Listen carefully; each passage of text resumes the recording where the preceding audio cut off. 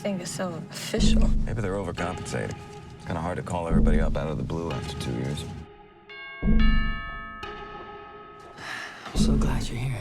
We've got a lot to talk about. So much to celebrate tonight. For me, it was very important to cast the best actors that I could find, and to work with people who seem to want to be sort of in an ensemble and work in a team.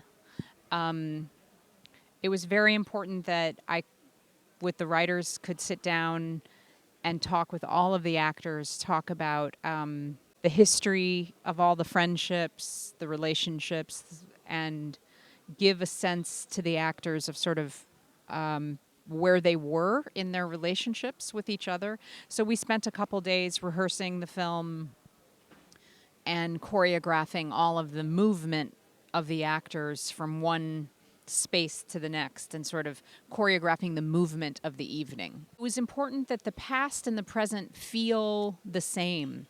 So from Will's point of view, there was no seams, that it felt kind of like he could suddenly be in the past and then suddenly be back in the present, and that he was sort of not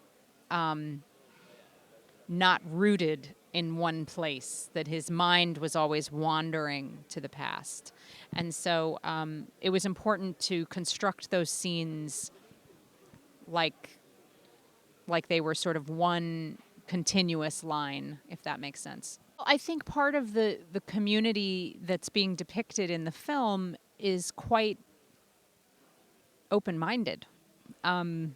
So I think the part of the culture that we're exploring is sort of open to new ideas, open to different ways of thinking. So not everyone in the group of friends is meant to be adversarial to this idea of the invitation. The idea is that maybe some people find a lot of value in it, or are more open-minded toward it.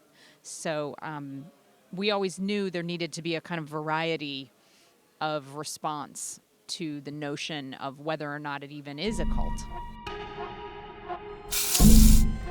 Bars on the windows and new. Security. Safer.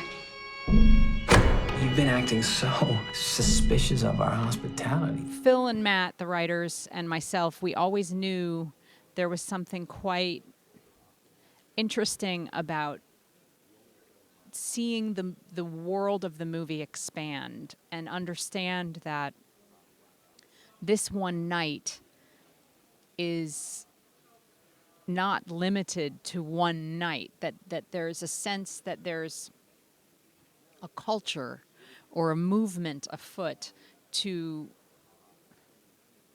kind of violently crush our pain.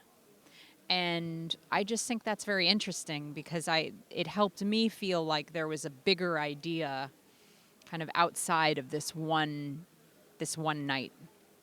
The whole film is a social commentary for me, a personal one. I mean, it's not for everyone. It's not everyone's cup of tea, but I felt very close to the ideas in the film in terms of exploring the danger of denying your pain. I felt like that was a very culturally relevant thing to explore.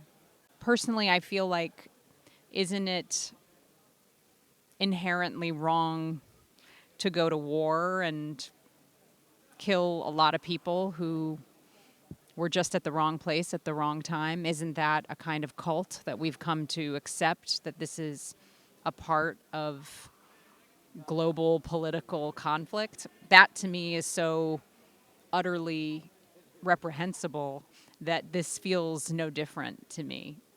To kill people and to die for your ideas, I think we see it all over the world. Well, we knew that we had to make the movie for a small amount of money because the structure of the film is quite challenging. I think there are people who don't, if they want a genre film, they don't want to watch a drama for an hour and 10 minutes. They want something terrible to happen right away. And that's structurally never what the movie was intended to do. So we always knew it would be a challenge to make the film in the traditional ways in the United States. But I hope audiences do discover the film and sort of discover it the way you did, in that they don't quite know what to expect, but feel like they have to see it because they've heard it's an experience. And my hope is that if I can keep making smaller films that are allowed to be experiences for the audience, that would be my greatest hope. There's nothing to be afraid of.